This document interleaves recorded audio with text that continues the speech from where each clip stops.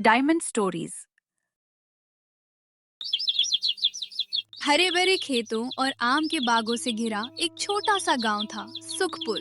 गांव में कच्ची पगडंडियां थीं, मिट्टी के घर थे और बीचों बीच एक विशाल बरगद का पेड़ था। शाम होते ही गांव के लोग उसी बरगद के नीचे इकट्ठा होकर बातें करते, बच्चे खेलते और बुजुर्ग कहानियां सुनाते।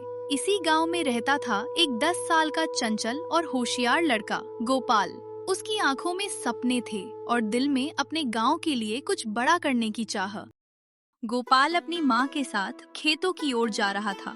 सूरज की हल्की किरणें खेतों पर पड़ रही थीं, पर मिट्टी सूखी दिखाई दे रही थी। गोपाल बेटा, ध्यान से चलना। खेत के पास पुराना कुआं है, वहाँ शरारत मत करना।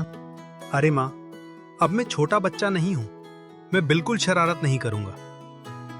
माँ मुस्कुरा दी, क्योंकि वो जानती थी कि गोपाल और शरारत एक दूसरे के साथ ही हैं।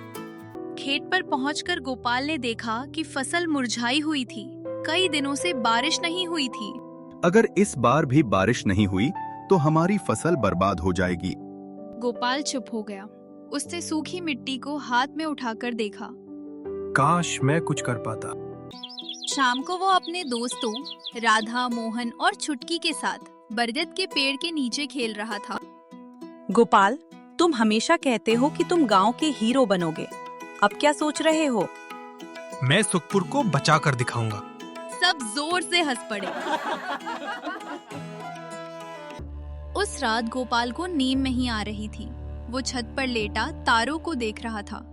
तभी उसने देखा कि बरगद के पेड़ की दिशा से हल्की सी रोशनी आ रही है। ये कैसी चमक है? वो धीरे से बरगद के पेड़ के पास पहुंचा। पेड़ के नीचे एक पुराना मिट्टी का घड़ा रखा था, जो हल्की रोशनी बिखेर रहा था। ये घड़ा यहाँ कैसे आया? जैसे ही उसने घड़ा खोला, एक मंद प्रकाश फैला और एक मधुर आवाज गूंजी।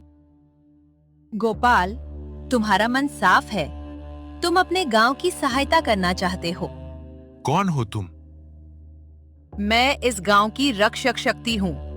यदि तुम सच में अपने गांव को बचाना चाहते हो तो साहस दिखाओ। गोपाल ने गहरी सांस ली। मैं तैयार हूँ। मुझे क्या करना होगा? गांव के बाहर एक पुराना तालाब है, जो वर्षों से सूखा पड़ा है। यदि तुम सब मिलकर उसे साफ कर दो तो प्रकृति प्रसन्न होगी और वर्षा अवश्य होगी। अगली सुबह गोपाल ने सभी गांव वालों को बरगद के नीचे बुलाया और सब गांव वालों को बोलता है कि यदि हमारे गांव में बारिश होना है तो हमें पुराने तालाब को साफ करना होगा। बेटा, वह काम आसान नहीं है। वहाँ बहुत कीचड़ और पत्थर हैं। लेकिन अगर हम सब मिलकर करें तो? गांव वालों ने एक दूसरे की ओर देखा। आखिरकार सब तैयार हो गए। अगले दिन से काम शुरू हुआ। बच्चे मिट्टी हटाने लगे और बड़े लोग पत्थर निकालने लगे। गोपाल, मैं बहुत थक गई हूँ। थोड़ी और मेहनत, हम हार नहीं मानेंगे। सबने फिर से उत्साह के साथ काम शुरू कर दी। 3 दिनों तक लगातार मेहनत होती रही। धीरे धीरे तालाब की असली आकृति दिखने लगी। चौथे दिन दोपहर में अचानक आसमान में काले बादल छा गए। देखो, बादल आ गए। तेज हवा चली और फिर बारिश की मोटी बूंदें गिरने लगी।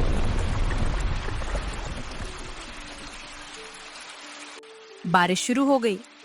बच्चे खुशी से झूम उठे। सब बारिश में नाचने लगे। गोपाल, तुम्हारी बात सच हो गई। नहीं, ये हमारी मेहनत का फल है। तालाब धीरे धीरे पानी से भरने लगा। कुछ ही दिनों में खेत फिर से हरे भरे हो गए। फसल लहलहाने लगी। गांव में खुशी की लहर दौड़ गई। शाम को बरगद पेड़ के नीचे सभा हुई। आज से गोपाल हमारे गांव का नन्हा नायक है। मैं अकेला कुछ नहीं कर सकता था।